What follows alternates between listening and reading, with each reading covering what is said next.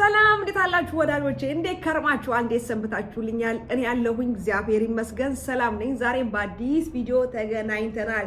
ከዛ በፊት እንዴት ናችሁ? በዓል እንዴት ተሳለፋችሁ? መልካም አዲስ አመት። እኔ እንግዲህ 2025 ትንሽ የተንገዳገርኩበት አመት ነበረ። በዚህ አመት እንግዲህ ከእግዚአብሔር ጋር የልቤን መሻት አሳካለሁ ብዬ አስባለሁኝ። እናንተም በያላችሁበት የልባችሁን መሻት እግዚአብሔር ያሳካላችሁ። ከዛ ደግሞ ባለፈ ኢትዮጵያ ሲሄድ ያገኘኋችሁ ሰዎች ነበራችሁ። ባዛር ሲሄድ ያገኘኋችሁ፣ ኤርፖርት ያገኘኋችሁ የበረራ አስተናጋጆች የእውነት እግዚአብሔር ይስጥልኝ፣ እግዚአብሔር ያክብርልኝ። መንገድ ላይ ያገኘኋችሁ ከምላችሁ በላይ እንዴት እንዳስደሰታችሁኝ። ሜሊ አቅሻለሁኝ፣ ሜሊ አንቺ ነሽ ወይ? ሜሊ በቃ ምን ብዬ ልንገራችሁ፣ አድናቆታችሁን ሰላም ስትሉኝ፣ እንደምትወዱኝ ስትነግሩኝ የተሰማኝን ስሜት ልነግራችሁ አልችልም። ቀኔን ያብራችሁልኝ፣ እግዚአብሔር ይስጣችሁ፣ እግዚአብሔር ያክብርልኝ። የእውነት ደስ ተሰኙልኝ፣ እንደዚህ ደስ እንዳሰኛችሁኝ በጣም አመሰግናለሁ። ሌላ ደግሞ በጣም አትረሱም እናንተ። በባለፈው ቪዲዮ ላይ ምን ብዬ ነበር መሰላችሁ? ኢትዮጵያ ለ3 ለ4 ቀን ሄዳለሁ ጉዳይ ለማስፈጸም። ጉዳይ የምፈጽም ከሆነ ነግራችኋለሁ ብያችሁ ነበርና መስጊድ ላይ መታችሁ ብዙዎቻችሁ እያሾፍሽ ነው ወይ ትቀልጃለሽ ወይ ጉዳይሽ ተፈጸመልሽ ወይ ምናምን ያላችሁኝ ሰዎች አላችሁና ገርሞኛል አለመርሳታችሁ። ለማንኛውም ጉዳይ ተፈጸመልኝ ወይ? አዎ ተፈጽሞልኛል። ዛሬ እሱን ነግራችኋለሁ። ቢስተካከል ደግሞ ብዬ የማስበውንም ነገር አነሳለሁኝ። ሌላኛው ምንድነው ትመክሪያለሽ ወይ ነው። እመክራለሁም ሂዱ እምላለሁኝ፣ አልመክርምም አትሂዱ እምላለሁኝ። ለምን መሰላችሁ? እንደ ጉዳያችሁ ክብደት ይለያያል። እንደ ጉዳያችሁ አይነት፣ ክብደቱ ብቻ ሳይሆን አይነቱ።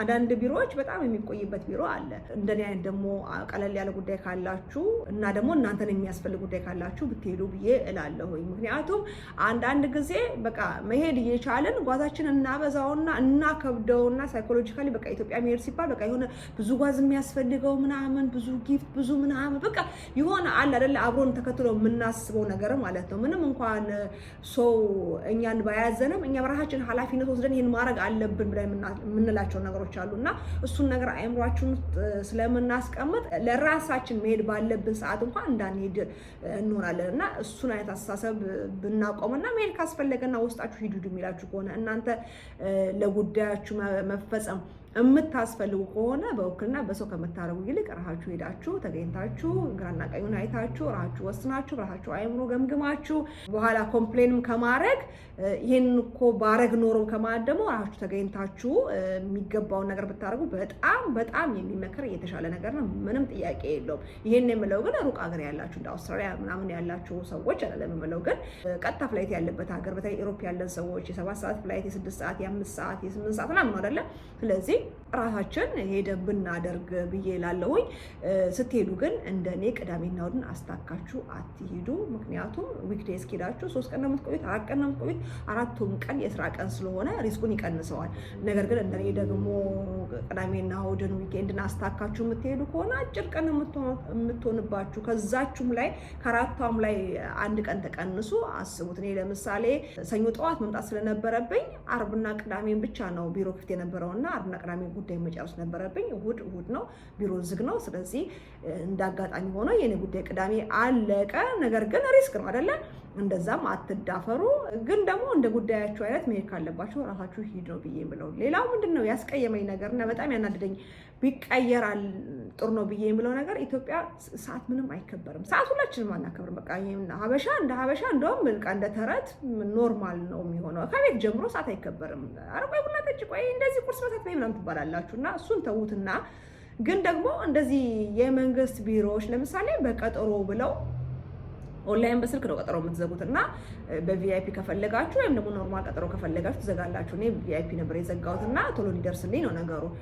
ግን ደግሞ ምን አለ መሰላችሁ፣ ለምሳሌ ቀጠሯችሁ ጠዋት 3 ሰዓት ከሆነ ቢሮ የሚሰሩ ሰዎች ከልምድ ያውቁታል አይደለ? ስንት ሰው ማስተናገድ እንደሚችሉ ማለት ነው። እስከ ምሳ ሰዓት እስከሚወጡ ድረስ ስንት ሰዓት ማስተናገድ እንደሚችሉ ገምግመው ከተራ ቁጥር 1 እስከ ተራ ቁጥር 20 ለምሳሌ 20 ሰው ሆነ ማስተናገድ የሚችሉት እስከ ምሳ ሰዓት ድረስ ተራ ቁጥር 20 ያላችሁ ሰዎች ተቀመጡ፣ እናስተናግዳቸዋለን። ሌሎቻችሁ ደግሞ ከሰዓት ማለት ይችላሉ።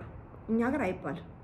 ጠዋት ትቀመጣላችሁ፣ ምሳ ሲወጡ አብራችሁ ትወጣላችሁ፣ ምሳ በልተው ሲመለሱ አብራችሁ ትመለሳላችሁ። በቃ ቀኑን ሙሉ ነው እዛ የምትውሉት እና ያላስፈላጊ። ምክንያቱም ልጁን አስይዞ የሚመጣ ሰው አለ፣ ለሰው ሱቁን ዘግቶ የሚመጣ ሰው አለ፣ ቢሮ ዘግቶ የሚመጣ ሰው አለ ማለት ሰዓትን ማክሮሻ አለብን። ሰዓት ገንዘብ ነው አይደል እንዴ?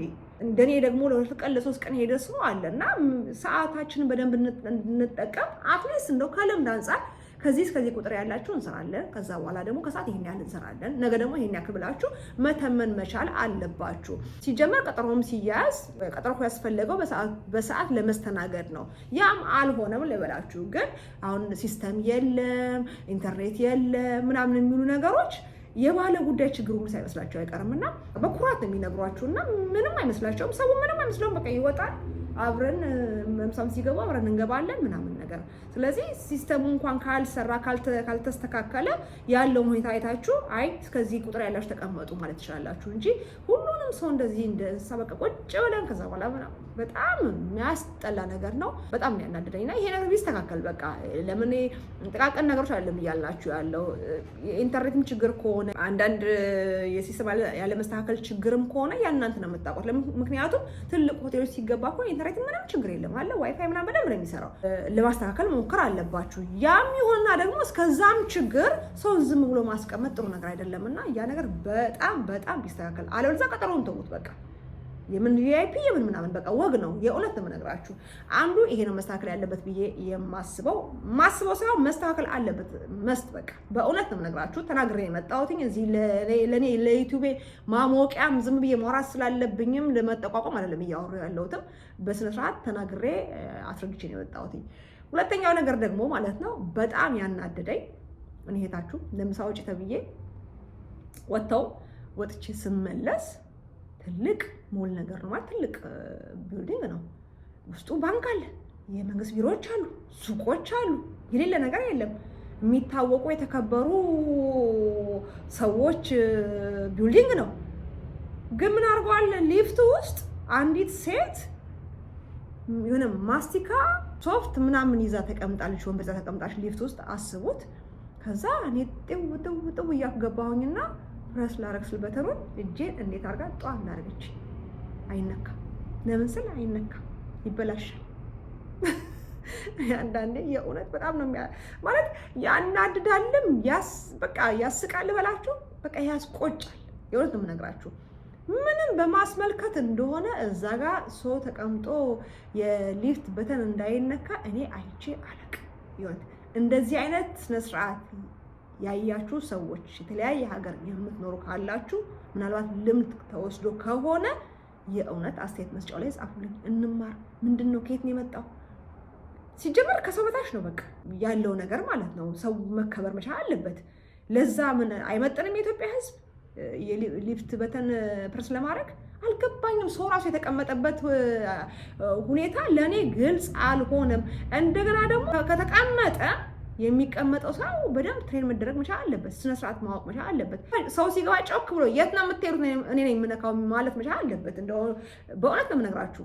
ሊፍቱን እንድነካላችሁ ንገሩኝ፣ የት ነው የምትሄዱት ማለት መቻል አለበት። ኩርት ብሎ ወንበር ተሰጥቶት በስነ ስርዓት የተቀመጠ ሰው ማስቲካና ሶፍት ምናምን እየሸጠ ውስጥ ማለት ነው። ከዛ ሰው ሲነካ እንደዚህ ሰውን ማመናጨቅ፣ የሰውን እጅ መመንጨቅ የእውነት በህግ ያስቀጣል። እንደነገርኳችሁ ደግሞ ትልቅ ቢልዲንግ ነው። ውስጡ የመንግስት ቢሮዎች አሉ፣ ሱቆች አሉ። እንደው ባለ ሱቆቹ እንኳን የግሉ የሆነው ኦኬ ሲፈልጉ ጣ ሲፈልግ ግባ የሚሉበት ሁኔታ ነው ያለው። አንድ ሰው አንድ ነገር ካለው እኛ ሀገር በቃ ጌታ ነው የፈለገውን ነገር ነው የሚለው። ግን እንደዚህ የመንግስት ቢሮዎች ውስጥ እያሉ ባለ ጉዳይ እንደዚህ ሲመነጨቅ ለእናንተ የሚሆን ለሰራተኞችም ቢሆን እንደዚህ ሰው ፕረስ እያደረገላችሁ የምትሄዱ ከሆነ እንዴት ነው ይሄ ነገር ማለት ህጋዊ ነው?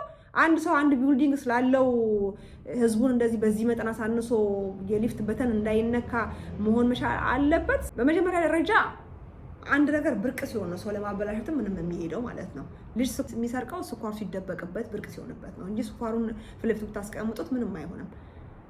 ይበላሻል ብላችሁ ካሰባችሁ እንደዛ አይነት መልስ ስለተሰጠኝ ነው ጠይቄ ካሰባችሁ ስለ እናንተ እንደዚህ ስለምታሽሞነሙት ነው እንጂ ማንም ከሊፍት ጋር የሚታገል ሰው አለ ብዬ አላስብም። ሁሉ ነገር ኖርማል ነው የሚሆነው። የትኛውም ሀገር የመጀመሪያ አለ፣ ግን እኔ አሮንቲንግ ሰው እንደዚህ በሰው አስቀምጠው የሚያደርጉ አይመስለኝም። ይሄ በቃ ማለት የማልፈልገው ነገር ማለት አልፈልግም፣ ግን በቃ የህዝብን ማሳነስ ነው እና እንደዚህ አይነት ነገር ባታረጉ የእውነት በቃ አያምርም፣ ደስ አይልም፣ ያስቀይማል፣ ያስከፋል።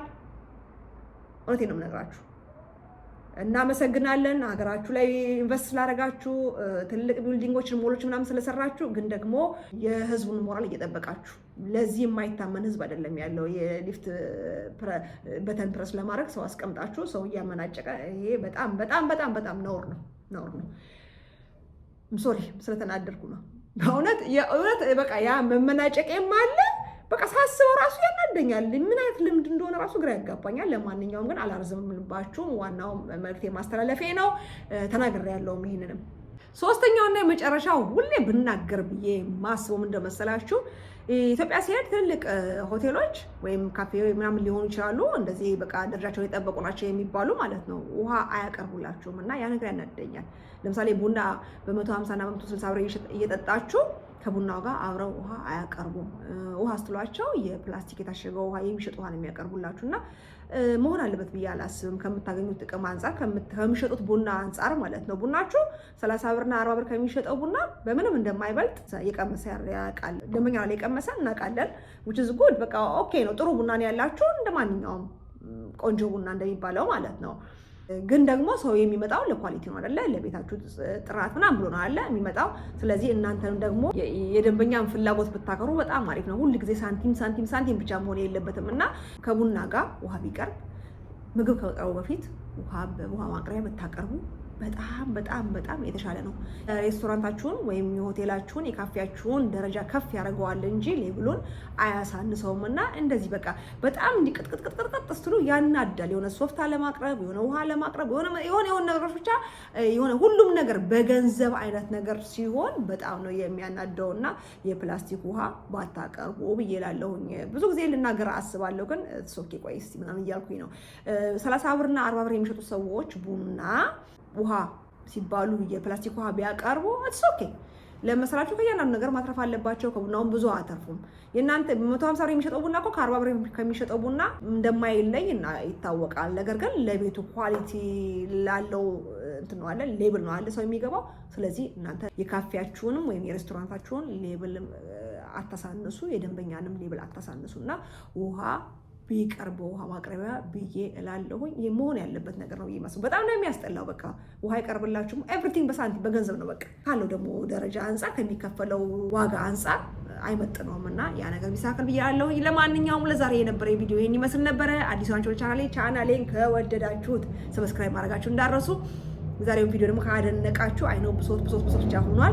ግን እሱ ኦኬ አንዳንድ ጊዜ መሆን አለበት መነገር አለበት። እኔ ባልናገር ደስ ይለኛል፣ ግን የሆነ ሰው ደግሞ መንገር ብቻ አለበት ዝም ብሎ ከማጉረምረም እና ቢቻል ደግሞ እዛ ቦታው ላይ ቢነገር በጣም ቆንጆ ነው። አዎ እኔም ተናግሬ ያለሁኝ። ግን ደግሞ ይሄ ደግሞ ዩቲዩብ ወይም ሶሻል ሚዲያ ተደራሽነት ስላለሁኝ እንደዚህ አይነት ነገር የሚያደርጉ ሰዎች ቢያስቡበት ከማለት አንጻር ነው እንደዚህ ጋር መጥቼ የምናገረው። ለማንኛውም የዛሬው ቪዲዮን ካደነቃችሁ በላይክ ፍቅራችሁን ግለጹ። እስከምኑም ግን ጠቅለል ሳደርገው እስከምኑም እስከ ጎዶሎ እስከ ያለው ውቅንቅጥ ምን ልበላችሁ ኢትዮጵያ መሄድ የሆነ አእምሮ ያድሳል። በቃ የሆነ እንደ በቃ ቻርጅ የምትደረጉት የሆነ እኔ አሁን ሴንዲ ነገር ብዬ ከሆነ በቃ የሆነ ኤነርጄቲክ ነው የሆነ የሆነ ኤነርጂ ይሰጠኛል። በቃ የሆነ ገብቷችኋላችሁ የምፈልገው የስራ ተነሳሽነታችሁ ይጨምራል ምናምን የሆነ ደስ የሚል ነገር አለው እና እስከ ምናምን ነው ሀገር ቤት መሄድ ያሰባችሁ ሰዎች ሂዱ። ሁሉ ነገር በቅርብ ሂዳችሁ እዩ ብዬ እላለሁኝ። ጓዛችሁን አታብዙ። ቶሎ መሄድ ከፈለጋችሁ ጓዝ መቀነስ ነው። ጓዝ ከቀነሳችሁ አትፈሩም መሄድ በቃ እውነት ነው የምላችሁ። ለማንኛውም በሌላ በቆንጆ ቪዲዮ ደግሞ ደግመን እስከምንገናኝ ድረስ ሰላም ሁኑልኝ። ባይ ባይ።